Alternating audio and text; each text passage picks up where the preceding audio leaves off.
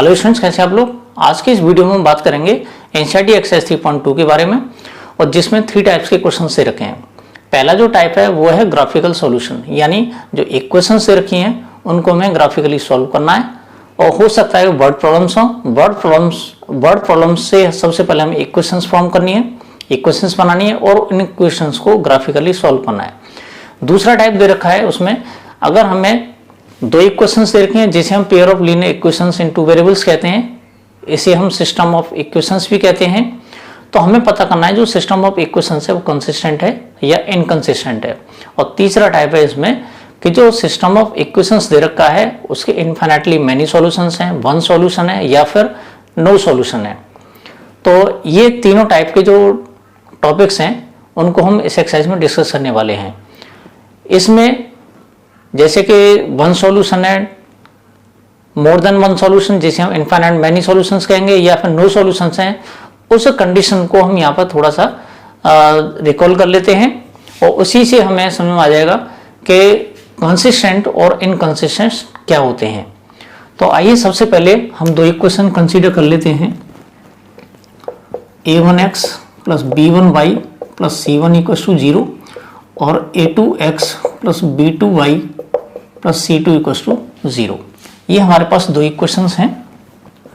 इन दोनों इक्वेशंस के बारे में हम सारी डिटेल समझेंगे, यानी दोनों इक्वेशन को लेकर हम सारा जो कॉन्सेप्ट है वो क्लियर करेंगे। हमारा सबसे पहला काम क्या होता है कि x के जो कोफिशिएंट्स हैं उनका रेशियो, y के जो कोफिशिएंट्स हैं उनका रेशियो और जो कांस्टेंट टर्म्स हमें मिलती है उन सबका रेशियो हम फाइंड कर लेते हैं। तो हमारा सबसे पहला स्टेप होता है a1 अपॉन a2 फाइंड करना, b1 अपॉन b2 फाइंड करना और इधर c1 अपॉन c2 फाइंड करना। ये तीनों हमने रेशियो फाइंड कर लिए। इसे करने के बाद में पहला था हमारा यूनिक सॉल्यूशन।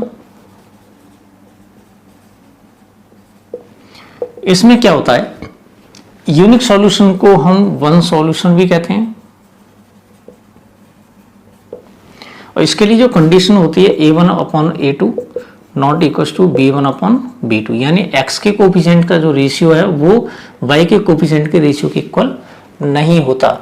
इसमें वन सॉल्यूशन होता है। ये तो बात हो गई इसकी।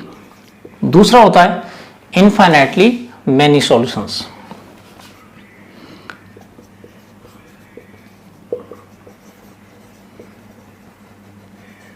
मैनी सॉल्यूशंस, इसमें क्या होता है, कंडीशन है a1 upon a2 equal to b1 upon b2 equal to c1 upon c2, यानी तीनों का जो रेशियो होता है वो हमें सेम मिलता है। और जब तीनों का रेशियो सेम मिलता है तो उसके इनफाइनाइटली मैनी सॉल्यूशन होते हैं। और लाइंस की जो कंडीशन होती है, जैसे इसमें वन सॉल्यूशन है तो ये होता है इंटरसेक्टिंग एट वन पॉइंट, यानी both lines intersect at a point, यानी सिर्फ एक ही पॉइंट पर वो इंटरसेक्ट करेंगी। जैसे कि लाइन एक ये है और दूसरी ये है, इस लाइन को हम L1 और इस लाइन को हम L2 मानते हैं। तो ये जो पॉइंट हमें मिलता है ये पॉइंट ऑफ इंटरसेक्शन कहलाता है। वन पॉइंट ऑफ इंटरसेक्शन, और ये कॉमन सॉल्यूशन होता है। कॉमन सॉल्यूशन यानी ये जो पॉइंट है, इस पॉइंट को अगर हम P कंसीडर कर लें तो इससे हमें x और y की वैल्यू मिलती है, यानी ये कोऑर्डिनेट की फॉर्म में मिलता है। और ये जो कोऑर्डिनेट है ये दोनों ही इक्वेशंस को सेटिस्फाई करता है। ये तो बात हो गई इसकी। इनफाइनाइट मैनी सॉल्यूशंस ये कब होते हैं, ये तब होते हैं जब दोनों लाइंस एक ही लाइन को रिप्रेजेंट करती है, यानी कोइंसिडेंट लाइंस होती हैं। इसको इंटरसेक्टिंग लाइंस कहते हैं। इंटरसेक्टिंग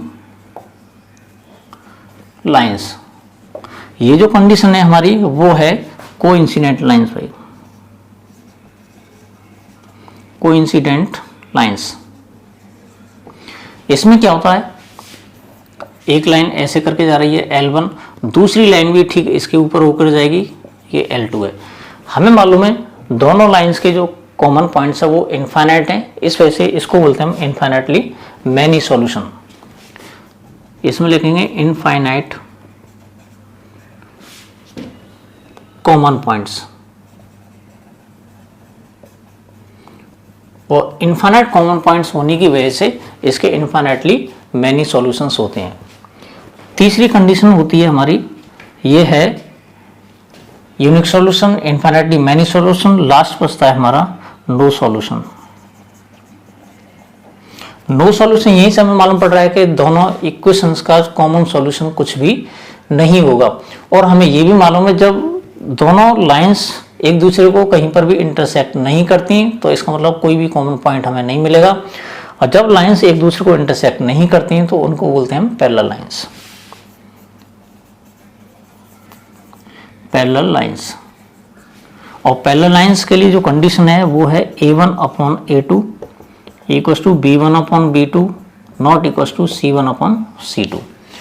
यहाँ पर इसकी जो शेप देखते हैं, एक लाइन ऐसे करके तो दूसरी लाइन इस तरह से होगा और दोनों लाइंस एक दूसरे को कहीं पर भी इंटरसेक्ट नहीं करती। अब बात कर लेते हैं इसी की हेल्प से कंसिस्टेंट और इनकंसिस्टेंट की। वैसे हम पिछले वीडियो में बता चुके हैं, यहाँ पर फिर भी रिवाइज कर लेते हैं। ये जो शुरू की दो कंडीशंस हैं, इस फर्स्ट वाली कंडीशन में यूनिक सॉल्यूशन मिल रहा है हमें, इसमें इनफाइनाइटली मैनी सॉल्यूशन मिल रहा है। तो इस तरह के जो पेयर्स हमें मिलते हैं लाइंस के वो कंसिस्टेंट होते हैं, इसको बोलते हैं कंसिस्टेंट। और ये जो तीसरी वाली कंडीशन है जिसमें कोई भी सॉल्यूशन नहीं होता, तो इस तरह की जो कंडीशन होती है उसको बोलते हैं इनकंसिस्टेंट।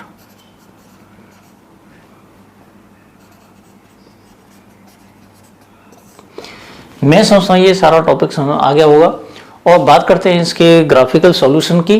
तो जब हम ग्राफ्स ड्रॉ करते हैं दोनों ही इक्वेशंस का सेम पेपर पर यानी सेम प्लेन में ग्राफ ड्रॉ करते हैं, अगर दोनों लाइन से एक दूसरे को इंटरसेक्ट करती हैं वन पॉइंट पर, वो उसका कॉमन सॉल्यूशन कहलाता है। और हम इक्वेशंस को आगे तभी सॉल्व करते हैं किसी दूसरे मेथड से जब उसका यूनिक सॉल्यूशन होगा। इनफाइनाइटली मैनी सॉल्यूशन वाली कंडीशन सॉल्व नहीं करनी और ना ही नो सॉल्यूशन वाली कंडीशन सॉल्व करनी। इनमें से हमें दोनों में से कोई सी भी कंडीशन सॉल्व नहीं करनी होती है। अगर सिर्फ ये वाली कंडीशन आती है जिसे हम यूनिक सॉल्यूशन कहते हैं, जिसे हम वन सॉल्यूशन भी कहते हैं, या फिर इंटरसेक्टिंग लाइंस होती हैं ग्राफिकली, तब हम उन दोनों पेयर्स उन दोनों इक्वेशंस को या pair of linear equations two variables को सॉल्व करते हैं। तो आइए एक्सरसाइज शुरू करते हैं। ये एक्सरसाइज 3.2 के पहले क्वेश्चन का पहला पार्ट है और क्वेश्चन है 10 students of class 10th took part in a mathematics quiz. एक क्विज होना था मैथमेटिक्स का, उसमें 10 स्टूडेंट्स ने पार्टिसिपेट किया, क्लास 10th के 10 स्टूडेंट्स ने। If the number of girls is 4 more than the number of boys, यानी गर्ल्स की जो संख्या थी बॉयज की संख्या से 4 ज्यादा थी। Find the number of boys and girls who took part in the quiz, यानी नंबर ऑफ बॉयज और नंबर ऑफ गर्ल्स कितने थे ये हमें फाइंड करना है और ग्राफिकली फाइंड करना है, यानी ग्राफिकली सॉल्यूशन देना है। तो यहाँ पर सबसे पहले हम एक बात ध्यान रख लेते हैं, इसमें नंबर ऑफ बॉयज और नंबर ऑफ गर्ल्स अलग अलग पूछा है। तो हम क्या करते हैं, नंबर ऑफ बॉयज को x कंसीडर कर लेते हैं और नंबर ऑफ बॉयज को x कंसीडर कर लेते हैं, नंबर ऑफ गर्ल्स को y कंसीडर कर लेते हैं। Let number of boys equals to x and number of girls equals to y। पहली बात, इसमें जो टोटल स्टूडेंट्स दे रखे हैं वो दे रखे हैं 10, यानी क्लास 10th के 10 स्टूडेंट्स ने क्विज में पार्टिसिपेट किया। टोटल स्टूडेंट्स 10 यानी स्ट्रेंथ दे रखी है 10। और हमारे पास जो नंबर ऑफ बॉयज और नंबर ऑफ गर्ल्स दे रखे हैं वो x और y हैं और इन दोनों का जो सम होगा वो 10 के इक्वल होगा, यानी हमारे पास जो टोटल स्टूडेंट्स हैं वो x प्लस वाई हैं और क्वेश्चन में दे रखा है नंबर ऑफ स्टूडेंट्स टोटल है 10। तो ये केस फर्स्ट बनता है हमारा, यानी x plus y equal to 10। इसको बोलते हैं हम इक्वेशन नंबर फर्स्ट, यानी ये टोटल स्टूडेंट्स हैं, number of boys plus number of girls, total दे रखा है इसने 10। दूसरी कंडीशन क्या है, if the number of girls is 4 more than the number of boys, यानी गर्ल्स की जो संख्या है बॉयज की संख्या से 4 ज्यादा है, यानी दोनों का जो डिफरेंस है वो 4 है। केस सेकंड में उसने दे रखा है ये नंबर ऑफ गर्ल्स है, ये नंबर ऑफ बॉयज़ हैं। गर्ल्स की जो संख्या है बॉयज़ की संख्या से 4 ज़्यादा है, यानी ये 4 मोर देन बॉयज़। इस तरह से अगर इसमें 4 ऐड कर दें, क्योंकि 4 ज़्यादा थी तो हमने 4 इसमें ऐड कर लिया, 4 इसमें ऐड कर लिया, तो अब दोनों जो साइड्स हैं वो इक्वल हो गई। ये हो गया हमारा इक्वेशन नंबर सेकंड। ये हमें 2 इक्वेशंस मिल चुके हैं। अब हमें इनको ग्राफिकली सॉल्व करना है। अब ग्राफिकली सॉल्व करने के लिए सबसे पहले हम क्या करते हैं, इस वाली इक्वेशन को लेंगे और इस वाली इक्वेशन के लिए हम एक बॉक्स बनाएंगे। और हमने बताया था पिछली वाली एक्सरसाइज में हम सिर्फ 2 कोऑर्डिनेट्स फाइंड करेंगे, उन दोनों कोऑर्डिनेट्स की हेल्प से हम एक स्ट्रेट लाइन ड्रॉ करेंगे। तो यहाँ पे x, यहाँ पर y। अगर इसमें हम x की वैल्यू 0 पुट करते हैं तो यहाँ 0 रखने से तो ये 0 + y = 10, यानी हमें y की वैल्यू 10 मिल जाएगी। और दूसरी कंडीशन ये है कि अगर हम y की वैल्यू 0 पुट कर देते हैं तो उसी तरीके से यहाँ पर x की जो वैल्यू मिलेगी वो हमें 10 मिल जाएगी। हमें 2 कोऑर्डिनेट्स मिल चुके हैं, 0, 10 और 10, 0। अब बात कर लेते हैं इस वाले इक्वेशन के लिए। इसमें x की वैल्यूज पुट करेंगे और y की वैल्यू हमें मिल जाएंगी। तो इसके लिए हम बॉक्स बनाते हैं x और y की वैल्यूज के लिए। जब हम x की वैल्यू हम 0 इसमें पुट करते हैं तो y की वैल्यू y = 0 + 4, यानी y की वैल्यू हमें 4 मिल जाएगी 0 पुट करने से। अगर हम y की वैल्यू 0 पुट कर देते हैं तो y की वैल्यू जैसे ही इसमें 0 पुट करते हैं तो ये 0 हो जाएगा। तो 0 = x + 4 और 4 को इधर ले जाएंगे तो हमें x की वैल्यू -4 मिल जाती है। यानी हमें 2 कोऑर्डिनेट्स इसके लिए मिल गए दूसरी इक्वेशन के लिए, 0, 4 और -4, 0। अब इन दोनों की हेल्प से हम ग्राफ बनाएंगे, यानी सेम ग्राफ पेपर पर दोनों का ग्राफ ड्रॉ करेंगे। और जिन पॉइंट्स पर ये दोनों लाइंस एक दूसरे को इंटरसेक्ट करती हैं वो कॉमन पॉइंट होगा और वही कॉमन पॉइंट हमें एक कोऑर्डिनेट देगा और उस कोऑर्डिनेट में x की वैल्यू और y की वैल्यूज होंगी। x की वैल्यू जो होगी वो नंबर ऑफ बॉयज होगा और y की जो वैल्यू निकलेगी वो नंबर ऑफ गर्ल्स होगा। तो इसको ग्राफिकली सॉल्व करते हैं।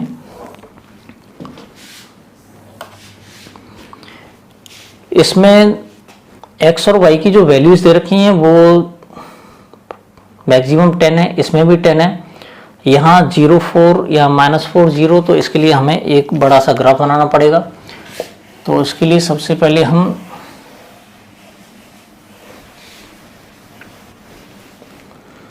यहाँ लिख लेते हैं इसको, ताकि ग्राफ में प्रॉब्लम ना आए। 0 ये 10 हो जाएगा और ये 10 है तो ये 0 हो जाएगा। दूसरा हमारे पास x और ये y, 0, 4 और ये -4, 0। अब हम आराम से ग्राफ ड्रॉ कर सकते हैं इसका।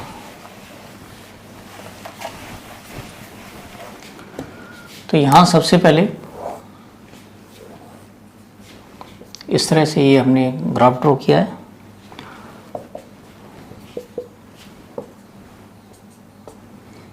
ये ओरिजिन है, तो इसमें 2 के डिफरेंस हम बना लेंगे। 2, 4, 6, 8, 10, 12, 2, 4, 6, 8, 10, इधर -2, -4, -6, -8, -10 और इधर -2, -4, -6, -8 और -10। नहीं, काफ़ी है। पहला पॉइंट हमारे पास 0, 10, तो 0, 10 जो हमें मिलता है वो यहाँ पर मिल जाता है। 10, 0, ये 10, 0 है, ये यहाँ मिल जाता है। जब हम इसका ग्राफ ड्रॉ करते हैं तो हमें इस तरह से एक लाइन मिलती है। ये हुई इसकी, और ये जो इक्वेशन था ये था x + y = 10 का। अब हम दूसरी इक्वेशन का ग्राफ ड्रॉ करते हैं। तो इसमें पहला पॉइंट जो दे रखा है वो 0, 4 है और 0, 4 हमें यहाँ मिल जाता है। और दूसरा पॉइंट है -4, 0, तो जो -4, 0 यहाँ पर है, -4, 0। अब इसके बाद जब हम इसको ज्वाइन करते हैं दोनों पॉइंट्स को, सबसे पहले इनके कोऑर्डिनेट लिख लेते हैं। ये जो कोऑर्डिनेट है 0,4 और ये जो कोऑर्डिनेट है -4,0। जब हम इन दोनों को ज्वाइन करते हैं तो दोनों लाइंस एक दूसरे को एक पॉइंट पर इंटरसेक्ट करती है। इस पॉइंट को अगर हम P कंसीडर कर लें और P कंसीडर करने के बाद में यहाँ से एक परपेंडिकुलर इधर ड्रॉ करते हैं और एक परपेंडिकुलर इधर ड्रॉ करते हैं, तो हम देखते हैं ये जो पॉइंट है वो 3 है और ये जो पॉइंट है वो 7 है। तो कहने का मतलब हुआ इसके जो कोऑर्डिनेट्स बनेंगे पहले एक्स एक्सिस और फिर ये वाई एक्सिस, यानी एक्स एक्सिस पर 3 मिल रहा है और वाई एक्सिस पर हमें 7 मिल रहा है। तो इस पॉइंट के जो कोऑर्डिनेट हैं वो हो जाएंगे 3,7। तो यहाँ पर P पॉइंट के जो कोऑर्डिनेट है 3,7 है, जो एक्स वाई की फॉर्म के हैं, एक्स वाई की फॉर्म के हैं, जहाँ पर एक्स की वैल्यू 3 दे रखी है और वाई की वैल्यू इसमें 7 दे रखी है। तो यहाँ पर P पॉइंट के जो कोऑर्डिनेट है एक्स वाई जिसे बोलते हैं वो 3,7 की फॉर्म के हैं। तो यहाँ पर x की वैल्यू 3 और y की वैल्यू इसमें 7 दे रखा है। तो यहाँ हम लिख सकते हैं number of boys equals to 3 और number of girls equals to 7। और हम जब दोनों का टोटल फाइंड करते हैं 3 + 7 इक्वल्स टू 10, जो कि बिल्कुल करेक्ट जा रहा है। तो ये जो इक्वेशन दे रखी है ये है y इक्वल्स टू x + 4 की, और ये जो इक्वेशन ये जो लाइन है वो है x + y इक्वल्स टू 10 का ग्राफ। तो मैं समझता हूँ ये पहला वाला क्वेश्चन आराम से समझ आ गया होगा। क्वेश्चन नंबर फर्स्ट का जो सेकंड वाला पार्ट है वो है 5 pencils and 7 pens together cost ₹50, यानी 5 पेंसिल्स और 7 पेन्स की जो टोटल कॉस्ट है वो है ₹50, whereas 7 pencils and 5 pens together cost ₹46, जबकि 7 पेंसिल और 5 पेन की जो टोटल कॉस्ट है वो है ₹46। Find the cost of 1 pencil and 1 pen, यानी पेंसिल और पेन की कीमत फाइंड करनी है सेपरेटली, सिंगल पेन और सिंगल पेंसिल की कीमत। तो इसका सॉल्यूशन देख लेते हैं। Let cost of each pencil ₹X and cost of each pen equals to ₹Y, यानी पेंसिल की जो कॉस्ट है, एक पेंसिल की जो कॉस्ट है वो ₹X और एक पेन की जो कॉस्ट है वो हमने ₹Y कंसीडर कर ली। इसके बाद केस फर्स्ट, पहली कंडीशन में करेगा 5 पेंसिल और 7 पेन। एक पेंसिल की कॉस्ट x रुपये है तो 5 पेंसिल की कॉस्ट 5x हो जाएगी। इधर 7 पेन है तो ये 7y हो जाएगा और टोटल कॉस्ट उसने इधर के 50। तो कहने का मतलब हुआ कि 5x + 7y इक्वल्स टू 50। ये हमारी पहली वाली इक्वेशन है। इसके बाद आगे वो कह रहा है 7 पेंसिल और 5 पेन। तो 7 पेंसिल वाली बात आ रही है, ये केस सेकंड है, यानी सेकंड कंडीशन ये वाली। तो 7 पेंसिल्स 7x + 5 पेन्स यानी 5y इक्वल्स टू ये रखा है उसने 46, इक्वेशन नंबर सेकंड। अब इनको हमें ग्राफिकली सॉल्व करना है। तो ग्राफिकली सॉल्व जब हम करते हैं तो सबसे पहले हम ये देखते हैं कि x की उन वैल्यूज को पुट करेंगे जिसकी वजह से अगर हम y की वैल्यू फाइंड करें तो फ्रैक्शन में ना आए। जैसे अगर हम पहले इक्वेशन को सॉल्व करते हैं तो पहली इक्वेशन को सॉल्व करते टाइम पे हम देखते हैं 5x + 7y इक्वल्स टू 50 हमें दे रखा है। तो 7 से कटने वाले जो नंबर हैं इधर साइड में वो जैसे कि 35 है या 42 है, इस तरह के हमें नंबर्स मिलने चाहिए। तो 7 से इधर हमें 35 अगर मिल जाता है तो 7 से इसको हम काट सकते हैं। 35 हमें तभी मिलेगा जब इसमें से हम 15 माइनस करें, और 15 माइनस तब करेंगे जब यहाँ पर 15 हो। तो इसको 15 बनाने के लिए हमें x की वैल्यू 3 पुट करनी पड़ेगी। तो यहाँ पे हम क्या करेंगे, पुट x इक्वल्स टू 3। जैसे हम इसमें 3 पुट करते हैं तो ये जाएगा 5 × 3 + 7y इक्वल्स टू 50। तो 5 × 3 = 15 + 7y इक्वल्स टू 50, इसको उधर ले जाएंगे तो 7y equals to 50 - 15, 7y equals to 35। और इस तरह से हमें y की जो वैल्यू मिलेगी 35 डिवाइडेड बाई 7, 7 5 जाए, यानी y इक्वस टू इसमें 5 मिल जाता है। x की वैल्यू 3 पुट करने से हमें y की वैल्यू 5 मिल जाती है।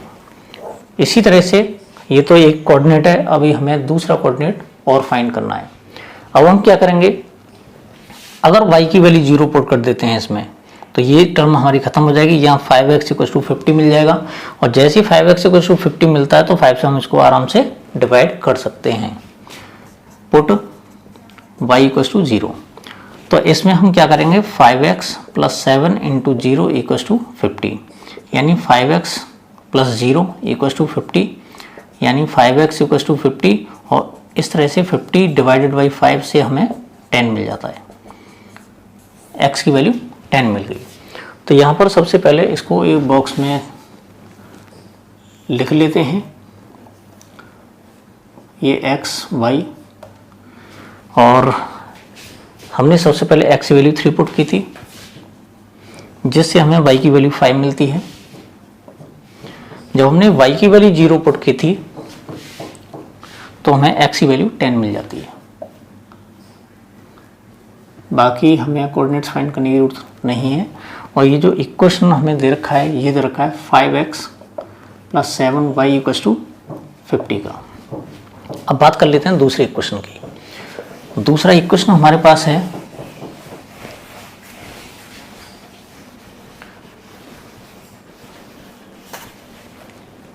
इसको भी यहां से हटा लेते हैं।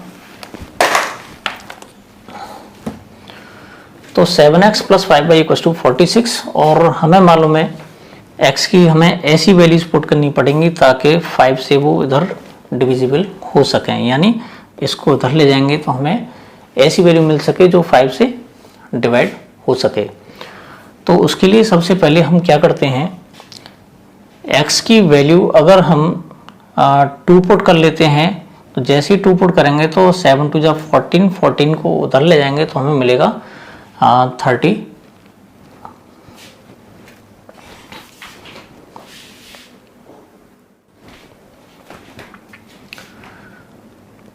तो यहाँ पर सबसे पहले हम इसको सॉल्व करने के लिए हम क्या करते हैं, x की वैल्यू ऐसी पुट करते हैं कि इसको इधर ले जाने पर हमें ऐसा नंबर मिल सके जो 5 से डिविजिबल हो जाए।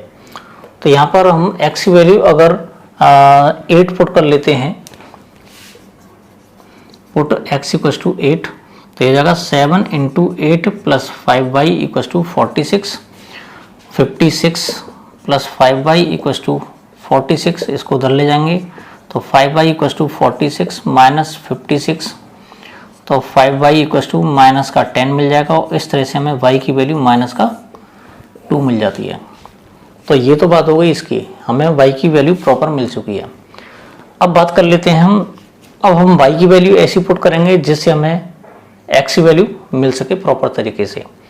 अगर यहाँ पर x की वैल्यू 5 पुट कर लेते हैं तो 5 5 जा 25, 25 को उधर ले जाएंगे, माइनस कर लेंगे, और 25 को माइनस करने से जो हमें मिलेगा वो 7 से डिविजिबल हो जाएगा। तो यहाँ पे पुट y इक्वल टू 5, तो ये हो जाएगा 7x plus 5 into 5 equal to 46, 7x plus 25 equal to 46, 25 को उधर ले जाएंगे, 7x इक्वल टू 46 माइनस का 25, 7x इक्वल टू इसमें से इसको जो हम माइनस कर लेते हैं तो हमें मिलता है 21, और इससे हमें x की वैल्यू 3 मिल जाती है। तो हमें 2 कोऑर्डिनेट्स और मिल चुके हैं दूसरे वाले इक्वेशन की हेल्प से। इसको भी इसी तरीके से हम बना लेते हैं, ये x ये y। यहाँ पर x की वैल्यू हमने जो पुट की थी वो पुट की थी 8, और 8 पुट करने से हमें y की वैल्यू माइनस का 2 मिलती है। यहाँ पर y की वैल्यू 5 रखने से हमें x की वैल्यू 3 मिलती है। तो हमारे पास इस इक्वेशन के लिए 2 कोऑर्डिनेट्स हैं। इस वाली इक्वेशन जो कि हमारी 7x plus 5y equal to 46 है, हमें दोनों इक्वेशन के लिए 2 कोऑर्डिनेट्स मिल चुके हैं। अब इसका हम ग्राफ ड्रॉ करते हैं। जब इसका हम ग्राफ ड्रॉ करेंगे तो दोनों लाइंस एक दूसरे को कहीं पर इंटरसेक्ट करेंगी, और जिस पॉइंट पर ये दोनों लाइंस इंटरसेक्ट करती हैं वही कॉमन पॉइंट्स कॉमन पॉइंट होगा और कॉमन पॉइंट में x और y की जो वैल्यू मिलेंगी हमें वही इसके सॉल्यूशंस होंगे। तो इसमें जो मैक्सिमम नंबर है हमारा 10 है, तो चाहें तो इसको हम 2 के पॉइंट्स बना सकते हैं या फिर 1 1 के पॉइंट्स बना सकते हैं, कोई दिक्कत वाली बात नहीं इसमें। तो इसमें ये 2, ये 4, 6, 8, 10, 12 ये पॉजिटिव एक्स एक्सिस है, -2, -4, -6, -8, -10 ये नेगेटिव एक्स एक्सिस है। y पे जो मैक्सिमम वैल्यू वो 5 है, तो इसमें ये 2, 4, 6, 8 इधर 10 ले लेते हैं, ये पॉजिटिव वाई एक्सिस है, इधर ये नेगेटिव वाई एक्सिस है। इस पर -2, -4, -6, -8, -10 इस तरह से हमने ये पॉइंट्स बना लिए। तो पहला पॉइंट हमारे पास 3,5, तो हमें मालूम 3,5 3 हमें यहाँ पे मिलेगा और जो 5 मिलेगा वो यहाँ पर मिलेगा। तो यहाँ ऐसे करके चलेंगे, फिर ऊपर चलेंगे तो ये जो पॉइंट हमें यहाँ मिल जाता है 3,5 ये पॉइंट। अगला पॉइंट हमारे पास 10,0, तो 10,0 जो हमें मिलेगा वो पॉइंट हमें यहाँ पर मिलेगा, यानी 10,0। इन दोनों पॉइंट्स को हम ज्वाइन करा देते हैं, तो इस तरह से हमें एक स्ट्रेट लाइन मिल जाती है। और इक्वेशन दे रखी है 5x + 7y = 50, ये इसका सॉल्यूशन है, सॉरी ग्राफ है। अब बात करते हैं इसके दूसरे वाली इक्वेशन के लिए। हमारे पास जो दूसरा पॉइंट है वो 8,-2 है। तो 8, जो -2 है हमारा वो यहाँ मिल रहा है हमें, ये 8 है और -2 के लिए हम नीचे जाएंगे, तो ये जो पॉइंट है हमारा वो 8,-2। बात कर लेते हैं इस पॉइंट की। तो ये जो पॉइंट हमें दे रखा है 3,5 दे रखा है, ये 3 और ये 5, तो ये पॉइंट हमें यहाँ मिल जाता है, यानी हमें 2 पॉइंट्स मिल चुके हैं। ये भी 3,5 है, इसको जब हम ज्वाइन कराते हैं तो ये इस तरह से जाता है और ये इस तरह से जाता है। तो ये जो P पॉइंट है दोनों इक्वेशंस का कॉमन पॉइंट है और P पॉइंट के जो कोऑर्डिनेट हैं x, y वो दे रखे हैं 3,5। तो यहाँ पर x की वैल्यू 3 दे रखी है और y की वैल्यू 5 दे रखी है। तो इस तरह से हम कह सकते हैं कि नंबर ऑफ पेंसिल्स = x माना था, ये नंबर ऑफ पेंसिल्स = 3 हो जाएगा, और नंबर ऑफ पेन्स ये y माना था हमने और y की वैल्यू इसमें 5 आ रही है। इस एक्सरसाइज का जो सेकंड वाला क्वेश्चन है उसमें 3 पार्ट्स दे रखे हैं और तीनों पार्ट्स में क्वेश्चन में ये करवा रहा है कि दोनों इक्वेशंस के जो a1/a2, b1/b2 और c1/c2 फाइंड करो, और फाइंड करने के बाद में ये कंफर्म करो कि इसके यूनिक सॉल्यूशन होगा, नो सॉल्यूशन होगा या इन्फिनिटली मैनी सॉल्यूशंस होंगे। तो हमने कंडीशन जो बताई थी उसी के हिसाब से है सारा कुछ। अगर हम a1/a2 फाइंड करते हैं तो हमें मिलता है 5/7, b1/b2 फाइंड करते हैं तो 4/6, जिसे हम 2/3 भी लिख सकते हैं। यानी हमें जो रेशियो फाइंड करना है वो शॉर्टेस्ट फॉर्म में होना चाहिए, सिंपलेस्ट फॉर्म में होना चाहिए। तो 4/6 को हम लिख लेते हैं 2/3। अब यहाँ पर c1/c2 फाइंड करते हैं तो हमें मिलता है +8/-9, इसको यहीं छोड़ देते हैं। तो हम यहाँ पर ये देखते हैं कि a1/a2 की जो वैल्यू वो 5/7 है, इसकी वैल्यू 2/3 है, जो कि दोनों इक्वल नहीं है। Since a1/a2 not equals to b1/b2, it implies both equations have a unique solution. Thus, it implies both equation have one common point, यानी ये हो गया यूनिक सॉल्यूशन। और एक तरह से हम कह सकते हैं कि ये एक पॉइंट पर इंटरसेक्ट करेंगे, यानी अगर हम ग्राफ ड्रॉ करते हैं इनका तो ये इंटरसेक्टिंग लाइंस रिप्रेजेंट करेंगे। Intersecting lines. और हमें ये भी मालूम है जब मिनिमम वन कॉमन पॉइंट होता है यानी वन सॉल्यूशन होता है तो उसको हम कंसिस्टेंट भी कहते हैं। तो एक तरह से हम इसको कंसिस्टेंट भी कह सकते हैं।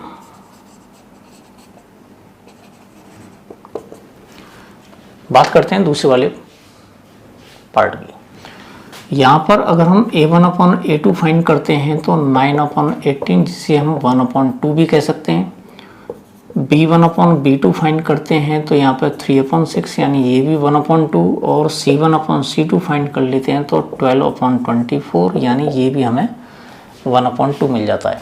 यानी तीनों की तीनों जो रेशियोज हैं वो तीनों इक्वल हैं। यहाँ पे लिखेंगे since a1/a2 equals to b1/b2 equals to c1/c2 it implies pair of linear equations will represent coincident lines यानी infinitely many solutions. So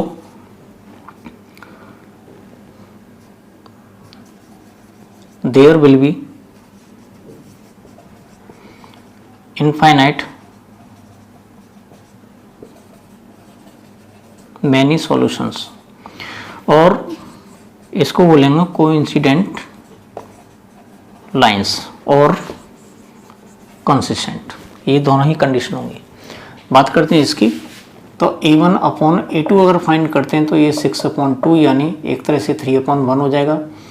और b1/b2 फाइंड करते हैं तो ये मिलेगा हमें माइनस का 3/-1, इसको भी हम 3/1 लिख सकते हैं। और c1/c2 फाइंड कर लेते हैं तो हमें मिलता है 10/9। तो यहाँ पर ये कंडीशन जब हम देखते हैं ये दोनों इक्वल हैं, लेकिन ये दोनों इसके इक्वल नहीं हैं। यानी since a1/a2 equals to b1/b2 not equals to c1/c2, ये जो कंडीशन बन रही है वो नो सॉल्यूशन वाली बन रही है। नो सॉल्यूशन यानी कहने का मतलब ये हुआ अगर हम इसका ग्राफ ड्रॉ करते हैं तो हमें पैरेलल लाइंस मिलेंगी। यानी पैरेलल लाइंस, और पैरेलल लाइंस होती हैं तो नो सॉल्यूशन होगा यानी इनकंसिस्टेंट होगा। क्वेश्चन नंबर 3 में 5 पार्ट्स दे रखे हैं और उन 5 पार्ट्स में हम 1 बाय 1 सबको सॉल्व करेंगे।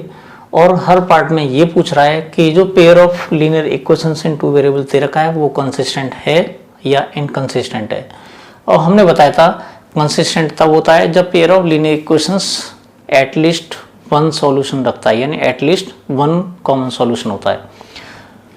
वन सॉल्यूशन का एटलीस्ट वन सॉल्यूशन का मतलब हो गया या तो इंटरसेक्ट करता है एक पॉइंट पर या इन्फिनिटली मैनी पॉइंट्स पर इंटरसेक्ट करता है। यानी नो सॉल्यूशन वाली कंडीशन इसमें लागू नहीं हुई कंसिस्टेंट के लिए। अगर नो सॉल्यूशन वाली कंडीशन आती है तो वो कंडीशन हो जाएगी इनकंसिस्टेंट वाली। तो यहाँ पर सबसे पहले हम a1/a2 फाइंड करते हैं, वो मिलता है हमें 3/2। b1/b2 फाइंड कर लेते हैं तो हमें 2/-3 और c1/c2 फाइंड कर लेते हैं तो वो 5/7। इस तरह से हमें ये मिल जाता है। तो कंडीशन क्या है इसमें a1/a2 इसमें b1/b2 के इक्वल नहीं है क्योंकि ये पॉजिटिव और ये नेगेटिव, ये 3/2 है, ये 2/-3 है। यहाँ पर लिखेंगे since a1/a2 not equals to b1/b2 यानी वन कॉमन सॉल्यूशन। और जब भी वन कॉमन सॉल्यूशन होता है तो हमने बताया था कि जो पेयर है वो कंसिस्टेंट होगा, यानी ये कंडीशन आएगी कंसिस्टेंट वाली। बात कर लेते हैं हम दूसरी वाले पार्ट की। अगर हम a1/a2 फाइंड करते हैं तो ये 2/4 जिसे हम 1/2 कहते हैं। और इसमें अगर हम b1/b2 फाइंड करें तो -3/6 माइनस का कैंसिल, ये भी 1/2 मिल जाता है। और c1/c2 फाइंड कर लेते हैं तो ये हमें मिलता है 8/9। अब कंडीशन क्या है कि आप ये लोग सोच रहे होंगे कि ये इधर साइड में होता है तो ये भी माइनस हो जाएगा, इधर ये भी माइनस हो जाएगा, माइनस से माइनस कैंसिल हो जाएगा, तब भी हमें 8/9 ही मिलता है। तो कंडीशन ये देखते हैं ये दोनों तो इक्वल है लेकिन ये इसके इक्वल नहीं है। यानी हम लिख सकते हैं a1/a2 इक्वल्स टू b1/b2 और नॉट इक्वल्स टू c1/c2। और हमने बताया था ये वाली जो कंडीशन दे रखी है वो नो सॉल्यूशन की है। नो सॉल्यूशन तब होता है जब पैरेलल लाइंस होती हैं। यानी no common solution, no common solution. जब कोई सॉल्यूशन नहीं है तो इसका मतलब ये इनकंसिस्टेंट, इनकंसिस्टेंट। बात करते हैं इसके थर्ड वाले पार्ट की। थर्ड वाले पार्ट में a1/a2 अगर हम फाइंड करते हैं तो ये 3/2/9 मिलता है हमें। तो 3/2 इंटू 9, 3 बन जा और 3 थी जाए, यानी 1/6, 3 2 6 हो जाएगा। b1/b2 अगर फाइंड करते हैं तो ये 5/3/-10, यानी 5/-10 इंटू 3, 5 बन जा, 5 2 जा 1/-6 हो जाएगा। अब ये दोनों आपस में इक्वल है भी नहीं तो C1/C2 फाइंड करने की जरूरत भी नहीं है। तो यहाँ पर लिखेंगे since a1/a2 not equals to b1/b2, और ये जो कंडीशन दे रखी है वन कॉमन सॉल्यूशन की है, वन कॉमन सॉल्यूशन जिसे हम यूनिक सॉल्यूशन भी कहते हैं। तो इसका मतलब ये हो जाएगा कंसिस्टेंट।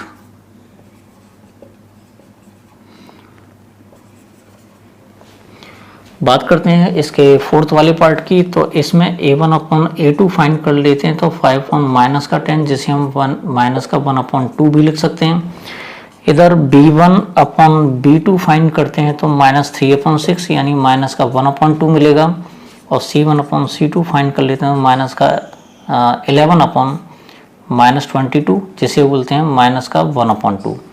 यहाँ पे कंडीशन क्या है, तीनों के तीनों इक्वल हैं, और तीनों के तीनों इक्वल होने की वजह से यहाँ पे लिखेंगे since a1/a2 equals to b1/b2 equals to c1/c2, यानी इनफाइनाइट सॉल्यूशन हो गए,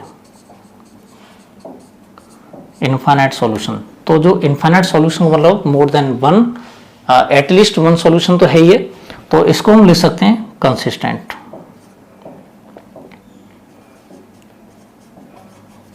ये कंसिस्टेंट वाली कंडीशन है। बात करते हैं इसके फिफ्थ वाले पार्ट की। तो इसमें अगर हम a1/a2 फाइंड करेंगे तो 4/3/2, इसे हम 4/2 इंटू 3 लिख सकते हैं, तो ये हमें मिलेगा 2/3। अगर हम बात करें b1/b2 की तो ये 2/3 दे रहा है। इधर अगर हम c1/c2 की बात करें तो 8/12, 4 2 जा 4 3 जा, ये भी हमें 2/3 मिल जाता है। तीनों इक्वल हैं।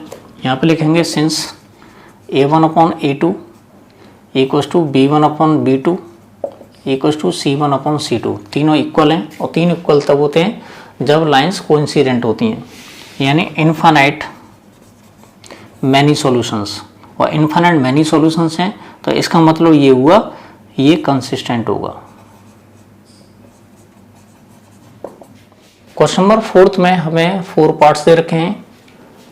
ये 2 इक्वेशन है पहले वाले पार्ट में, इसमें भी 2 इक्वेशन है, इसमें भी 2 इक्वेशन है, इसमें भी 2 इक्वेशन है, और ये जो पेयर ऑफ इक्वेशंस दे रखे हैं तो हर एक पार्ट के लिए वो पूछ रहा है कि बताइए जो पेयर ऑफ इक्वेशंस दे रखे हैं वो कंसिस्टेंट है या इनकंसिस्टेंट है।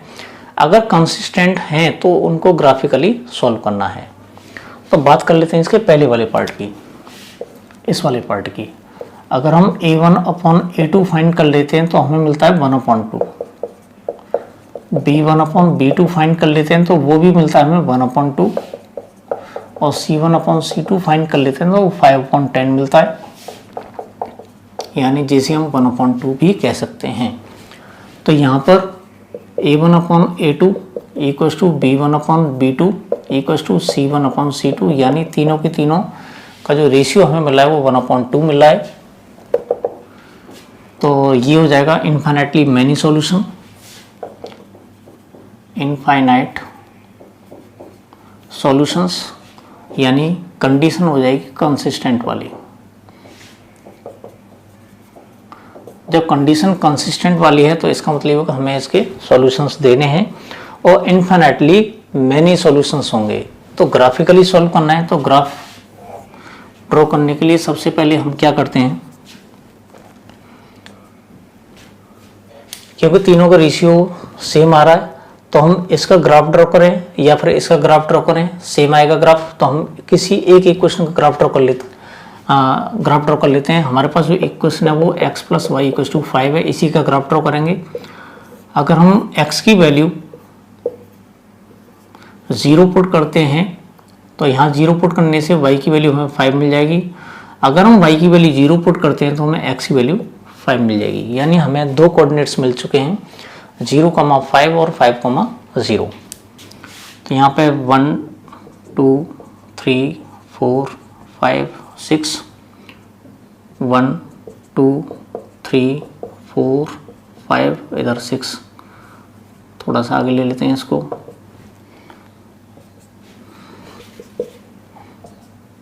ये -1 -2, क्यों माइनस वाला कोई हमने नंबर लिया नहीं है, इस पे से यहीं छोड़ देते हैं इसको। ये वाई डैश है, ये ओरिजिन है इसका।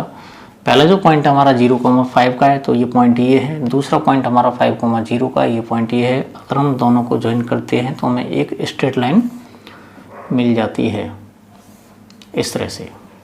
ये जो इक्वेशन है वो है x + y = 5। इस इक्वेशन का ये ग्राफ है। अगर हम बात करें इसका अगर हम ग्राफ ड्रॉ करते हैं तो हमें सेम ग्राफ मिलेगा। इसको थोड़ा सा अलग कलर से कर लेते हैं। यानी ये जो लाइन है ठीक इसके ऊपर से होकर जाएगी, कोइंसिडेंट लाइंस हो जाएंगी।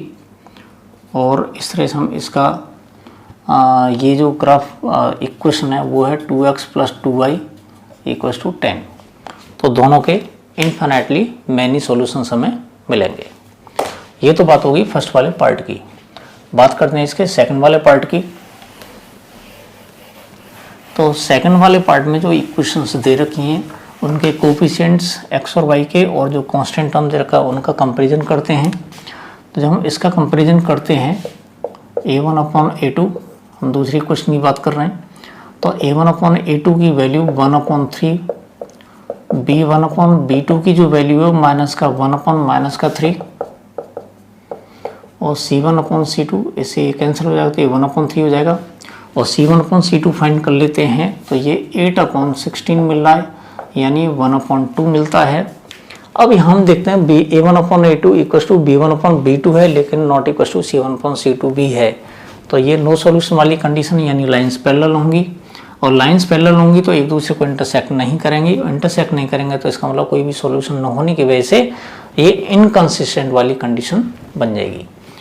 यहाँ पे लिखेंगे since a1/a2 = b1/b2 not equal to c1/c2, it implies no solutions. और नो सॉल्यूशन होने की वजह से इनकंसिस्टेंट। जब इनकंसिस्टेंट होगा तो हमें ग्राफिकली सॉल्यूशन देना भी नहीं है, क्योंकि इसके सॉल्यूशंस हैं भी नहीं। अब बात कर लेते हैं इसके थर्ड वाले पार्ट की। तो थर्ड वाले पार्ट में a1/a2 जब हम फाइंड करते हैं तो 2/4 मिलता है, यानी 1/2 हो जाएगा। और b1/b2 फाइंड करते हैं तो ये 1/-2 हो जाएगा। अभी दोनों इक्वल नहीं है तो c1/c2 निकालने की भी जरूरत नहीं है। यहाँ पे लिखेंगे since a1/a2 not equal to b1/b2, it implies unique solution या वन कॉमन सॉल्यूशन, यानी एटलीस्ट वन कॉमन सॉल्यूशन मिल रहा है। इट इम्प्लाइज कंसिस्टेंट, यानी जो कंडीशन बननी है हमारी वो कंसिस्टेंट की बननी है। जब कंसिस्टेंट है तो इसको ग्राफिकली सॉल्व करना है। अब ग्राफिकली सॉल्व करना है तो हमें सबसे पहले इसके कोऑर्डिनेट्स फाइंड करने पड़ेंगे। इसको यहाँ से हटा लेते हैं। पहली जो इक्वेशन है हमारे पास वो दे रखी है 2x + y - 6 = 0। तो इसको हम 6 को उधर ले जाते हैं तो हमें मिलेगा 2x + y = 6। जब इसमें हम x की वैल्यू 0 पुट करते हैं तो x वैल्यू जैसे ही इसमें 0 पुट करेंगे तो y की = 6 मिल जाएगा हमें। अगर y की वैल्यू 0 पुट करते हैं, इसमें y की वैल्यू 0 पुट करेंगे तो y वाले टर्म खत्म हो जाएगी तो हमें मिलेगा 2x = 6 और इससे हमें x की वैल्यू 3 मिल जाती है। ये पहली वाली इक्वेशन का सॉल्यूशन हो गया। बात करते हैं दूसरी वाली का। दूसरी वाली जो हमें दे रखी है वो दे रखी है 4x - 2y = -4, या इस -4 को उधर ले जाएंगे तो ये प्लस का 4 हो जाएगा। 2 से डिवाइड कर लेंगे इसे तो तो हमें मिलेगा 2x minus Y equals to 2। ये दूसरी इक्वेशन है हमारे पास। इसके लिए भी हम एक बॉक्स बनाते हैं x और y से। जब इसमें x की वैल्यू 0 पुट करेंगे, और ध्यान रखना जब भी हम x की वैल्यू 0 पुट करते हैं तो x वाले टर्म को बिल्कुल वहां से गायब कर देते हैं। तो यहाँ ये खत्म हो जाएगा, तो हमें मिलेगा माइनस वाई इक्वस टू 2। इससे y की वैल्यू हमें माइनस का 2 मिल जाती है। और जब हम y की वैल्यू 0 पुट करते हैं तो y वाली टर्म पूरी खत्म हो जाएगी, तो ये टर्म खत्म हो जाएगी इसमें, तो हमें मिलेगा 2x इक्वस टू 2 और इससे हमें x की वैल्यू 1 मिल जाती है। यहाँ मिल गया हमें 1। ये हमें कोऑर्डिनेट्स इसके मिल चुके हैं। अब इसका ग्राफ ड्रॉ करते हैं। तो ग्राफ ड्रॉ करने के लिए इसको हम हटा लेंगे।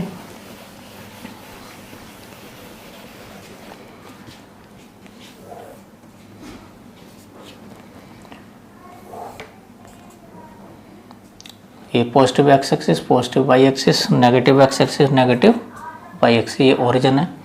इसमें जो मैक्सिमम पॉइंट दे रखा है वो 6 दे रखा है, तो यहाँ 6 तक हम ड्रॉ कर लेंगे। मिनिमम 1 2 3 4 5 6, जो कि वाई एक्सिस पर है, तो कोई ज़रूरी नहीं है कि इस पर हम ड्रॉ करें, तो वाई एक्सिस पर जरूरी होना चाहिए।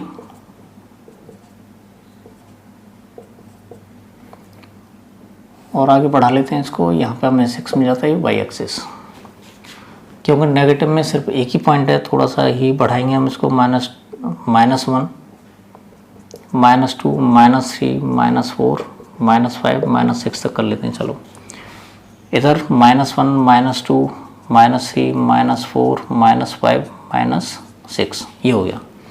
पहला जो पॉइंट हमारा वो 0,6 का है, तो 0,6 हमें मिलेगा, वो यहाँ पर मिलेगा। दूसरा पॉइंट है 3,0 का, तो 3,0 हमें यहाँ मिल जाता है।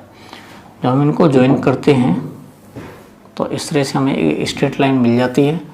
और ये जो स्ट्रेट लाइन थी वो थी 2x plus y minus 6 equal to 0। बात करते हैं दूसरी वाली के लिए। तो दूसरा जो पॉइंट है हमारे पास वो है 0,-2। तो 0,-2 हमारे पास यहाँ पर है, और इसमें दूसरा पॉइंट दे रखा है 1,0। 1,0 हमारा यहाँ पर है। अगर हम इन दोनों को ज्वाइन करा दें तो इससे भी हमें एक स्ट्रेट लाइन मिल जाती है। अब बात करते हैं इस पॉइंट की। अगर यहाँ से परपेंडिकुलर ड्रॉ करते हैं और एक परपेंडिकुलर ड्रॉ करते हैं यहाँ पर, इस पॉइंट को हम P मानते हैं, तो x एक्सिस पर ये 2 पर इंटरसेक्ट करता है, y एक्सिस पर ये 2 पर इंटरसेक्ट करता है। तो इस पॉइंट के जो कोऑर्डिनेट बनेंगे वो 2,2 बनेंगे, यानी x की वैल्यू इसमें 2 होगी और y की वैल्यू 2 होगी। अब इसको कंसीडर कर लेते हैं कि क्या ये वैल्यूज़ हमारी सही हैं या गलत हैं। तो इन दोनों वैल्यूज़ को किसी भी इक्वेशन में पुट कर लेते हैं। तो हमारे पास पहली इक्वेशन थी 2x plus y minus 6 equal to 0। x की वैल्यू 2 और y की वैल्यू 2 पुट करते हैं, तो 2 × 2 प्लस 2 माइनस 6 इक्वल टू 0, यानी 4 plus 2 minus 6 equal to 0। 6 minus 6 equal to 0, यानी 0 इक्वल टू 0, यानी कंडीशन हमारी बिल्कुल सही है। यानी LHS RHS इक्वल आ रहे हैं इसमें। इसका मतलब ये हुआ कि हमारी जो वैल्यूज आ रही हैं वो सही हैं, यानी इसमें x की वैल्यू 2 और y की वैल्यू 2 इसका सॉल्यूशन होगा। बात कर लेते हैं इसके लास्ट वाले पार्ट की।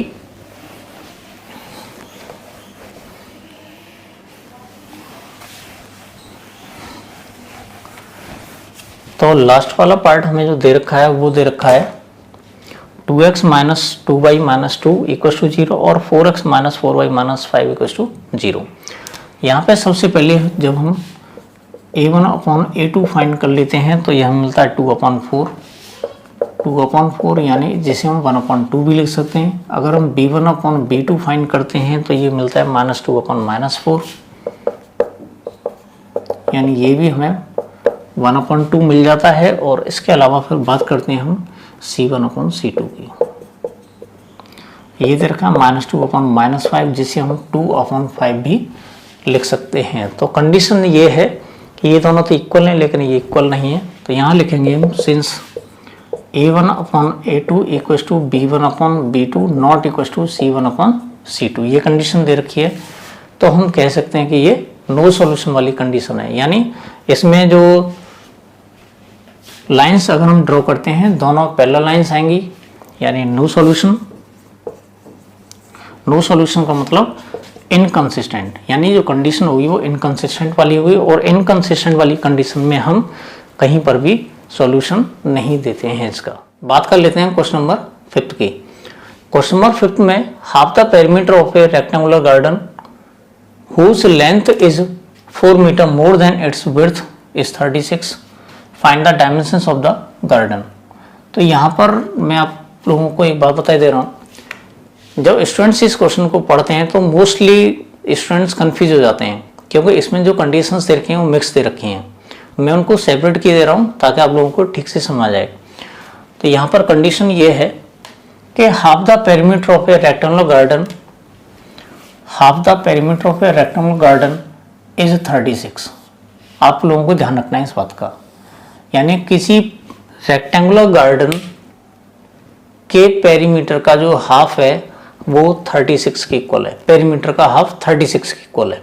और दूसरी कंडीशन दे रखी है length is 4 metre more than its width, यानी जो लेंथ है वो विड्थ से 4 मीटर्स ज़्यादा है। ये दो कंडीशंस हैं, आप लोगों को इस बात का ध्यान रखना है। तो इसको थोड़ा सा लॉजिकली समझ लेते हैं। ABCD कोई रेक्टेंगुलर गार्डन है। अगर हम लेंथ को x मान लें और ब्रेथ को y मान लें, क्योंकि हमें अलग अलग वेरिएबल लेने पड़ेंगे, क्योंकि ये हम जो टॉपिक पढ़ रहे हैं वो pair of linear equations in 2 variables वाला है। तो यहाँ सॉल्यूशन के लिए सबसे पहले let length equals to x metres और width equals to y metre. ये हमारे दो डायमेंशंस इसने दे रखी हैं, कंसीडर कर लिया हमने।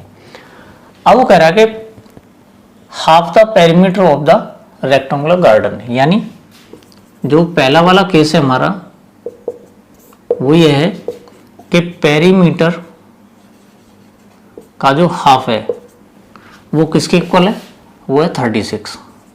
कहने का मतलब हुआ पेरीमीटर का जो हाफ होगा वो 36 मीटर्स के इक्वल है। और पेरीमीटर ऑफ रेक्टेंगुलर गार्डन होता है 2 इंटू एल प्लस बी, और ये अपॉन 2 दे रखा है इक्वल टू 36। 2 से 2 कैंसिल हो जाएगा, तो l plus b equal to 36, और लेंथ को हमने x कंसीडर किया है और विड्थ को y कंसीडर किया है इक्वल टू 36। इस तरह से हमें ये पहला इक्वेशन मिल जाता है। अब बात कर लेते हैं दूसरी वाली कंडीशन की, केस सेकंड, जिसे हम सेकंड कंडीशन भी कहते हैं। सेकंड कंडीशन ये कह रहा है कि length is 4 metre more than its width, यानी जो लेंथ है वो विड्थ से 4 मीटर ज़्यादा है। हमारी लेंथ कितनी थी x और विड्थ है y, ये 4 मीटर ज़्यादा है।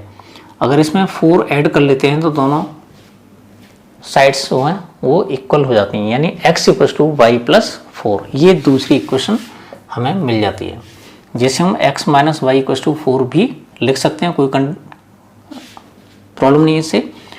इसको हमने ऐसे ही छोड़ दिया। तो हमारे पास दो इक्वेशंस हैं।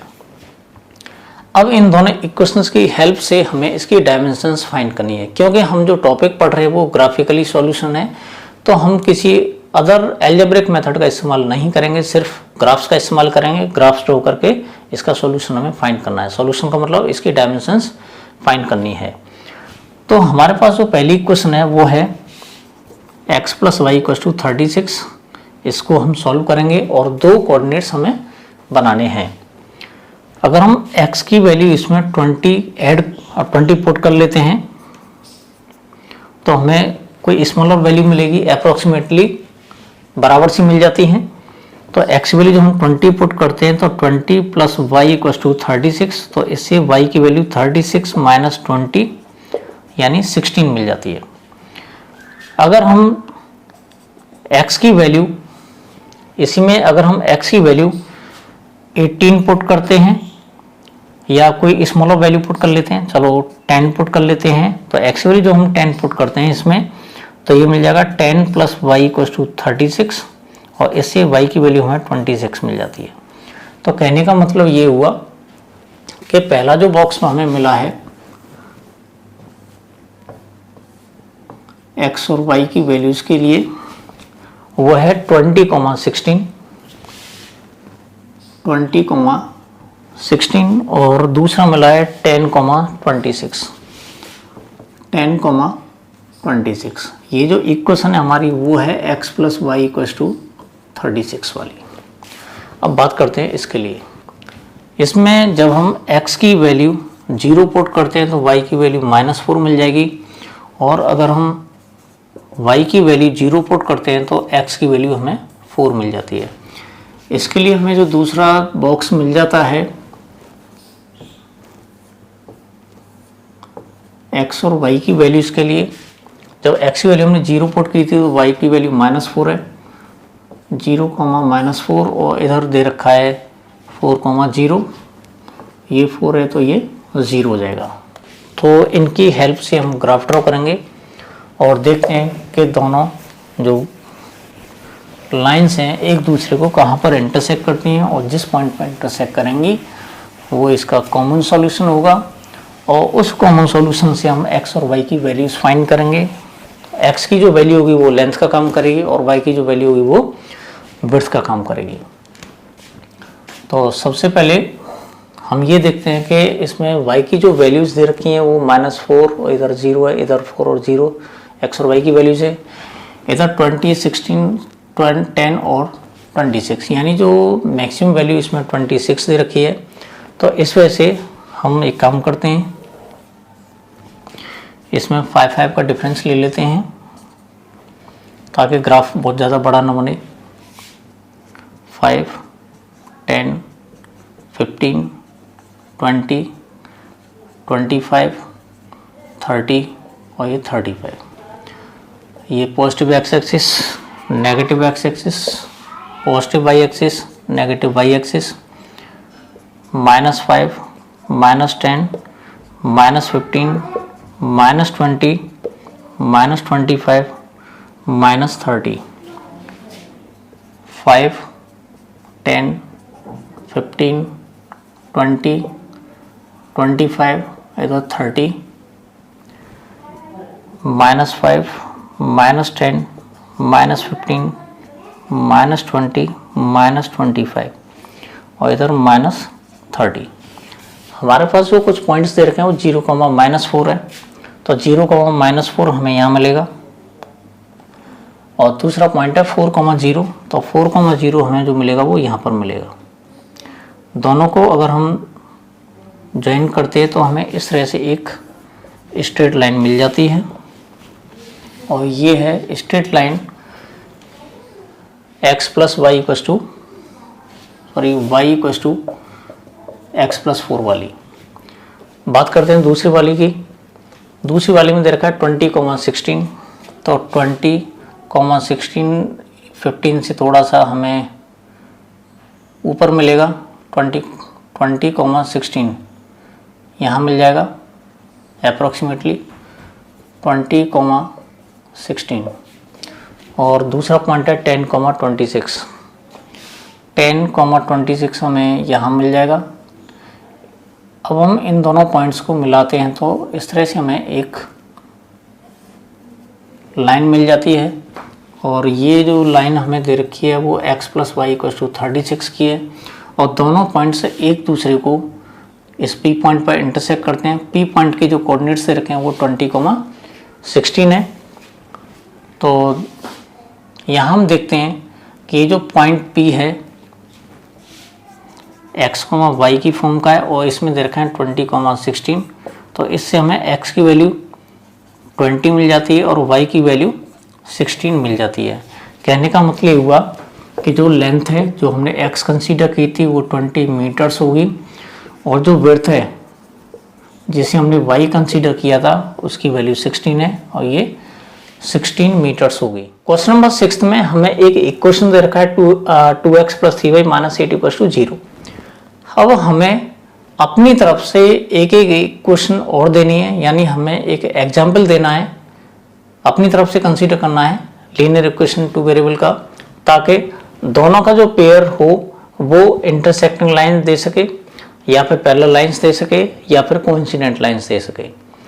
तो हमें मालूम है कि जो इंटरसेक्टिंग लाइंस होती हैं उनका उनकी जो कंडीशन है वो a1/a2 not equal to b1/b2 ये होता है। यानी x और y के जो कोफिशिएंट्स होते हैं उनका रेशियो कभी भी इक्वल नहीं आता। तो उसके लिए हम करते क्या हैं, यहाँ पर x का जो कोफिशिएंट है वो 2 दे रखा है, हमें इंटरसेक्टिंग लाइंस वाला एक पेयर बनाना है। तो पेयर बनाने के लिए कंडीशन ये होती है कि इन दोनों का रेशियो इक्वल नहीं आना चाहिए। उसके लिए हम करते क्या हैं कि हम यहाँ तक बढ़ते हैं, यहाँ तक बढ़ने के साथ साथ क्या करते हैं, एक नंबर से मल्टीप्लाई करते हैं और जिस नंबर से इसको मल्टीप्लाई करते हैं उस नंबर से इसको मल्टीप्लाई नहीं करेंगे ताकि दोनों का रेशियो इक्वल ना आ सके। तो करते क्या है, हम इस वाले में तो हम 2 से मल्टीप्लाई कर लेते हैं और इस वाले में हम कर लेते हैं 5 से मल्टीप्लाई, सिर्फ इतना कर लेते हैं। जब इसमें 2 से मल्टीप्लाई कर लेते हैं तो हमें मिलेगा 4x प्लस और ये मिल जाएगा 15y और इसको ऐसे ही छोड़ देते हैं, कोई दिक्कत नहीं, इक्वल टू 0। यानी हमें इन दोनों को अलग अलग लेना है, यानी इक्वल नहीं होनी चाहिए। तो हम यहीं से इस बात को कंसीडर कर लेते हैं, इसमें अलग नंबर से इसमें भी अलग नंबर से मल्टीप्लाई कर लेते हैं। अगर हम a1/a2 फाइंड करते हैं तो हम देखते हैं कि ये 2/4 यानी 1/2 और b1/b2 फाइंड कर लेते हैं तो हमें मिलेगा 3/15 यानी 1/5। तो हम कह सकते हैं कि दोनों का रेशियो वो इक्वल नहीं है, यानी 1/2 नॉट इक्वल टू 1/5। बात करते हैं पैरेलल लाइंस की। पैरेलल लाइंस में जो कंडीशन होती है वो a1/a2 इक्वल टू b1/b2 और नॉट इक्वल टू c1/c2। तो यहाँ पर हम देखते हैं ये दोनों तो इक्वल हैं लेकिन ये इक्वल नहीं होता। तो हम करते क्या उसके लिए, क्योंकि ये दोनों इक्वल हैं तो a और b तक हम एक ही नंबर से मल्टीप्लाई कर लेते हैं और इसमें किसी अदर नंबर से मल्टीप्लाई करेंगे। तो यहाँ पर हम क्या करेंगे, इसमें हम 2 से मल्टीप्लाई करेंगे, यहाँ भी 2 से मल्टीप्लाई करेंगे और इसमें कर लेंगे हम 3 से मल्टीप्लाई, ताकि इनका रेशियो वो चेंज हो जाए c के साथ में। तो जब हम 2 से मल्टीप्लाई करते हैं तो ये हो जाएगा 4x और ये हो जाएगा 6y और ये हो जाएगा 24 इक्वल टू 0। तो हमें ये पेयर मिल गया, एक ये और एक इन दोनों का पेयर बन गया। अगर हम इसमें a1/a2 अब फाइंड करते हैं तो ये 2/4 यानी 1/2 मिल जाएगा।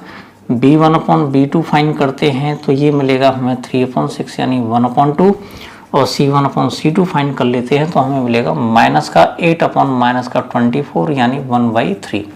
तो हम देखते हैं ये दोनों की इक्वल, लेकिन ये इसके साथ में इक्वल नहीं आ रहा। मैं समझता हूँ पार्ट ठीक तरीके से इसमें आ गया होगा। बात कर लेते हैं कोइंसिडेंट लाइंस की। कोइंसिडेंट लाइंस में कंडीशन होती है a1/a2 equal to b1/b2 equal to c1/c2। तीनों इक्वल होते हैं, इसका मतलब ये होगा तीनों नंबर्स में हमें एक ही नंबर से मल्टीप्लाई करना होगा। यानी a b c जो हमें कोफिशिएंट से रखे हैं, x का कोफिशिएंट, y का कोफिशिएंट जो कांस्टेंट टर्म है, उन सब में हम एक ही नंबर से मल्टीप्लाई कर लेते हैं। तो हम इसमें भी 2 से मल्टीप्लाई कर लेंगे तो हमें मिलेगा 4x plus 6y minus 16 equal to 0। एक ये लाइन हो गई, एक लाइन ये हो गई। अब हम दोनों का कंपैरिजन करते हैं तो a1/a2 निकालते हैं तो ये 2/4 यानी 1/2। b1/b2 निकालते हैं तो ये 3/6 यानी ये भी 1/2 और c1/c2 निकालते हैं तो हमें मिलता है -8/-16 यानी ये भी 1/2 हो जाता है। तो हमारे पास जो एग्जाम्पल्स हैं इंटरसेक्टिंग लाइन के लिए ये वाला हो जाएगा, पैरेलल लाइन के लिए हो जाएगा और ये कोइंसिडेंट लाइन के लिए हो जाएगा। मैं ये नहीं कर रहा, यही एग्जाम्पल्स हैं, इसके इनफाइनाइट एग्जाम्पल्स दिए जा सकते हैं। जैसे मैंने इधर 2 से किया था, किसी और नंबर से भी मल्टीप्लाई कर सकते हैं, यानी कई सारे इसके सॉल्यूशंस पॉसिबल हैं। इस एक्सरसाइज का लास्ट क्वेश्चन है और बहुत ही ज़्यादा इंपॉर्टेंट क्वेश्चन है, आइए देख लेते हैं। Draw the graph of the equations x minus y plus 1 equal to 0 and 3x plus 2y minus 12 equal to 0। Determine the coordinates of the vertices of the triangle formed by these lines and x-axis and set the triangular region। तो question ये है कि हमें 2 equations दे रखे हैं, दोनों equations का graph draw करना है। ग्राफ ड्रॉ करने के बाद में अब वो कह रहा है कि determine the coordinates of the vertices of the triangle, यानी 2 लाइंस की हेल्प से और एक्स एक्सिस की हेल्प से हमें एक ट्रायंगल मिलेगा, उस ट्रायंगल के वर्टिसेस फाइंड करने हैं और उसके साथ साथ शेड द ट्रायंगुलर रीजन, यानी ट्रायंगुलर रीजन को हमें शेड भी करना है। तो उसके लिए सबसे पहले हम एक काम करते हैं, हमें जो इक्वेशन दे रखी है x minus y plus one equal to zero, x minus y equal to minus one, इस तरह से लिख सकते हैं इसको। ये पहली इक्वेशन है हमारे पास। इसके लिए हम एक बॉक्स बना लेते हैं कोऑर्डिनेट्स का, क्योंकि हमें ग्राफ ड्रॉ करना है। अगर हम x की वैल्यू 0 पुट करते हैं इसमें, तो x की वैल्यू 0 पुट करते ही हमें y की वैल्यू, हमने बताया था x की वैल्यू जैसे ही 0 पुट करेंगे तो x वाली टर्म खत्म हो जाएगी, minus y equal to minus one, इससे y की वैल्यू हमें 1 मिल जाती है। और अगर हम y की वैल्यू 0 पुट करते हैं तो y वाली टर्म खत्म हो जाएगी, तो x की वैल्यू हमें -1 मिल जाती है। ये बात हो गई इसकी।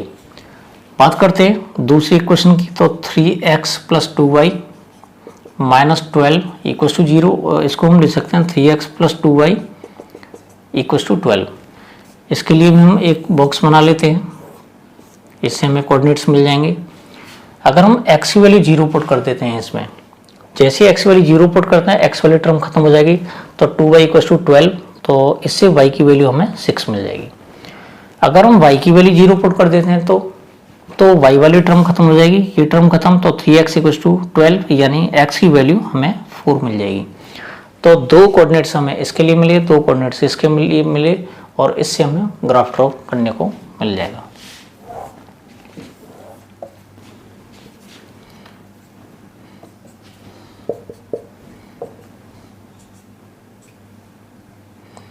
इसमें जो हाईएस्ट पॉइंट है वो 6 दे रखा है, तो 6 तक काफ़ी होगा। 1 2 3 4 5 और 6, इधर 1 2 3 4 5 और 6, इधर -1 -2 -3 -4 काफ़ी, इधर -1 -2 -3 -4। जब हम इसका ग्राफ ड्रॉ करते हैं तो ग्राफ में हमें सबसे पहले 0,1 एक पॉइंट दे रखा है, 0,1 पॉइंट हमारे पास ये है, और इधर दूसरा पॉइंट दे रखा है -1,0, तो -1,0 हमारे पास ये पॉइंट है। तो इसको हम दोनों पॉइंट्स को ज्वाइन कर देते हैं, इस तरह से हमें इसकी स्ट्रेट लाइन मिलती है। और स्ट्रेट लाइन जो है वो है x minus y plus 1 equal to 0 वाली इक्वेशन की। बात करते हैं इसकी, तो पहला इसमें जो पॉइंट दे रखा है वो 0,6 है, वो ये वाला है, और इधर 4,0 जो पॉइंट है हमारे पास वो इधर दे रखा है। जब हम इन दोनों को ज्वाइन करते हैं तो हमें इस तरह से एक दूसरी लाइन मिल जाती है, और ये दोनों लाइंस एक दूसरे को P पॉइंट पर इंटरसेक्ट करती हैं। जब यहाँ से दो परपेंडिकुलर्स ड्रॉ करते हैं x एक्सिस और y एक्सिस पर, तो ये 2 पर इंटरसेक्ट करता है इसको, और ये 3 पर इंटरसेक्ट करता है। तो P पॉइंट के जो कोऑर्डिनेट होंगे वो 2,3 होंगे। और हमें ये भी मालूम है कि जब दो पॉइंट्स एक दूसरे को दो लाइन्स जब एक दूसरे को इंटरसेक्ट करती हैं किसी पॉइंट पर, तो वो x और y की वैल्यू मिलती है हमें। यानी ये जो P पॉइंट के कोऑर्डिनेट हैं, यहाँ लिख लेते हैं इसको, x, y, ये हमें जो दिखा रहा है वो 2,3 दे रहा है, तो इससे हमें x की वैल्यू 2 और y की वैल्यू 3 मिल जाती है। ये इसका सॉल्यूशन है।